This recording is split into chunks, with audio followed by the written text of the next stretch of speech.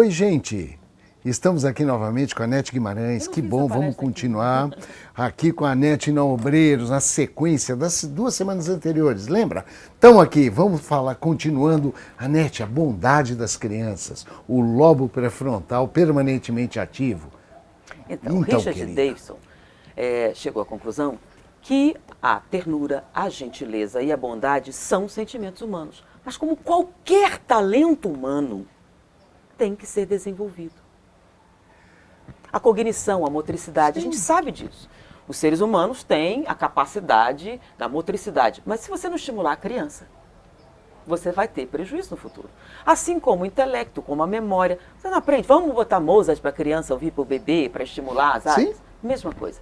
Então ele chegou à conclusão que a bondade para existir tem que ser desenvolvida. E na verdade é um talento natural da criança.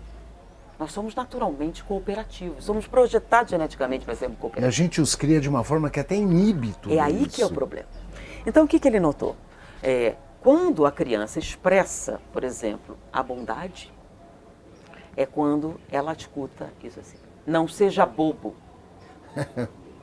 não seja idiota. Porque está associado a prática da bondade com fraqueza. Em vez de entender como uma qualidade, isso é considerado um insulto à masculinidade ou ao sucesso social. Se você for muito bonzinho, você vai apanhar. Se você for muito bonzinho, vão montar em você, é o que mais escuta. Então você associa atos de ternura, atos de gentileza e atos de bondade à fraqueza, ao prejuízo social. Então pessoas boas são pessoas fracas. É incrível, nós todos fazemos isso, gente. Nós todos, no dia a dia, não é, Nete? Não seja bobo. Quer ver um exemplo? Vai chegar uma visita, esconde seus brinquedos. Se quebrar, o problema é seu. Ou seja, você ser gentil significa prejuízo. Manifestar compaixão é bobagem. É falta de caráter. E aí, quando esta mesma criancinha fofa cresce e te põe num asilo, você fica surpreso. Não foi isso que você ensinou? A não ser bobo, fraco, otário, praticamente. Que é o que você mais usa, né? É verdade. Palavra. Você associa bondade, gentileza com o quê? A gente acaba estimulando exatamente o contrário do que deveria ser. Então, o que Davidson chegou à conclusão é que a bondade é um sentimento inerente no ser humano, é um talento natural, mas ele é castrado na infância. Meu Deus. Então, a situação que estamos vivendo é um processo cultural. Então, a agressividade excessiva, o bullying, o que a gente chama de crueldade, é que são fenômenos sociais. Não a bondade. Não a bondade. A bondade é da natureza humana. Mas qualquer coisa que você condicione desde a infância, será o seu estado natural no futuro. Provavelmente essa incidência maior de suicídios em jovens e crianças tem a ver com tudo isso. É óbvio. A infelicidade. Porque olha só o que ele descobriu. Lembra que ele também é um geneticista? Sim. E que o trabalho da meditação que ele fez estava associado à bioquímica? Sim. Ele fez a mesma coisa. Por quê? Porque ele notou que quando o pré-frontal ficava permanentemente ativo, havia uma alteração a nível bioquímico.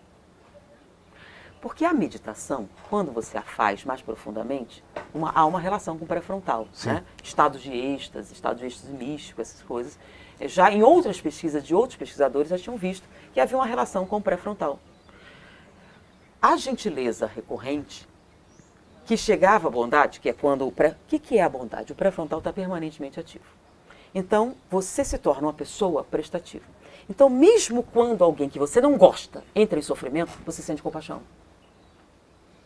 Isso vem do pré-frontal.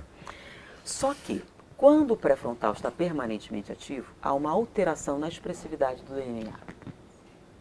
Muito forte. Muda a característica do DNA. Né? O que eles notam? Como é que funciona a questão do DNA? Né? Todas as proteínas, todas as substâncias são a parte do DNA. Então, o DNA é uma biblioteca. Então, você vai fazer um fio de cabelo, você pega lá na biblioteca e replica. Sim. Assim? E você tem a sequência de aminoácidos que vai dar qualquer coisa que existe no seu corpo. A gente tem erros. Muito comum. Né? Erros sistemáticos, você tem uma mutação na célula. Mas os erros são consertados. Então, você tem uma margem de erro, uma margem de proteínas equivocadas, você tem Perfeito. proteínas não funcionais e, em geral, você é uma pessoa saudável. Quando o pré-frontal está permanentemente ativo, os erros diminuem. O seu DNA quase não erra nunca. Mas a diferença mais chamativa é num problema que nós temos na atualidade, que é o processo inflamatório. Não sei se você já notou, você é pediatra, o número de processos imunes, alergia. Incrível. Tá? E o que aumentou, eu estou formado há 41 anos, de 10 anos para cá é uma loucura. O processo inflamatório é uma resposta natural a Sim, qualquer agressão. sim. Tá, isso acontece. Mas o problema é quando ele é excessivo. Não? Sim. Então, é a resposta à agressão. Você vai aumentar a temperatura, você vai dar edema e tudo Sim. para favorecer a resposta imunológica. Perfeito. Certo? Agora, e quanto a resposta é maior do que o problema? Aí você vai fazer uso dos Sim. anti-inflamatórios. Sim. Né? Os corticóides, Sim. tudo para você controlar o processo natural. E esse é a maior causa de sequelas, né? Artrite, Com certeza. artrose, todas as complicações que hoje têm aumentado muito. Todas as doenças autoimunes estão num crescente. O pessoal está até discutindo hoje se seria o anti-inflamatório semelhante ao antibiótico. O uso excessivo de antibiótico Sim. causando as bactérias superresistentes Sim. e o uso intensivo discriminado de anti-inflamatório causando as respostas autoimunes exageradas. Sim. Né? Quando o pré-frontal está permanentemente ativo, eles observaram um fenômeno estranho. Uma resposta inflamatória muito maior. Mas isso é ruim. Não. Intensamente localizada. Vamos traduzir isso para o público leigo. Quando você é uma boa pessoa, você se torna mais resistente a doenças. Porque suas respostas imunológicas são mais intensas, porém com menos efeitos colaterais. Você é mais eficiente ao lutar Olha contra só. doenças. Não é só isso. Com menos erros na produção de qualquer substância pela célula, suas fibras são mais fortes. Suas células são mais fortes. Você é mais forte do que a pessoa que não é boa. Que é exatamente o contrário que sua mãe disse. Ser bom não faz você fraco, faz você Forte. mais forte, biologicamente falando. Significa que você tem mais chance de sobrevivência Que do que quem não né? é. É exatamente o oposto. E aí você entende assim, Dival tem 90 anos, como ele... Ah, é fácil. E caminha pelo mundo inteiro. Como dando palestra. você nota que pessoas são mais jovens, mais resistentes a doenças em todos os sentidos.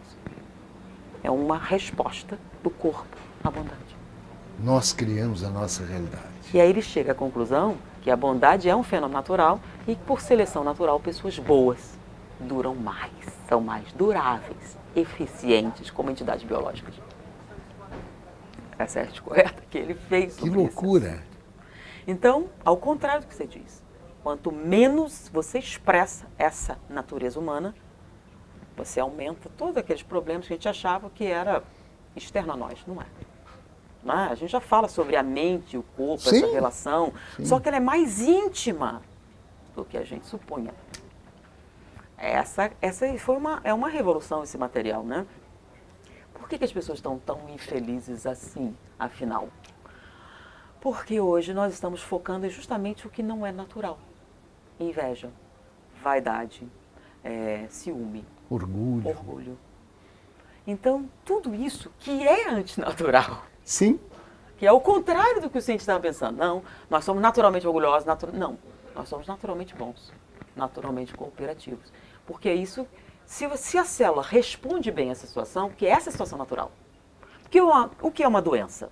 É uma fuga do estado natural. Sim. Né? Então, você diz, não é normal, é uma patologia. Então, se determinados comportamentos favorecem a sobrevivência da célula, é que isso é que é a sua destinação biológica. Que maravilha. Gente, que espetáculo, que maravilha. Tem que ser bom. Você quer durar, não sofrer, não ter dor, não adoecer, seja bom. Anete, muito obrigado, querida, mais uma vez, um banho de cultura, um banho de conhecimento. Eu estou boquiaberto, como sempre, ao lado da Anete, tudo é mais fácil da gente entender. Tudo de bom para você, acesse as nossas redes sociais, venha conhecer a Obreiros e um beijo em seu coração.